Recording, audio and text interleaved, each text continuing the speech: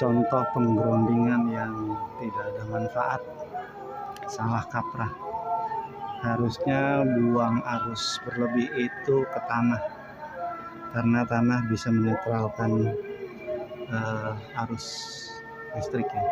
Ini ke tembok, nggak ada gunanya, tembok ini kering, nggak lembab, nggak basah, kecuali temboknya basah lembab.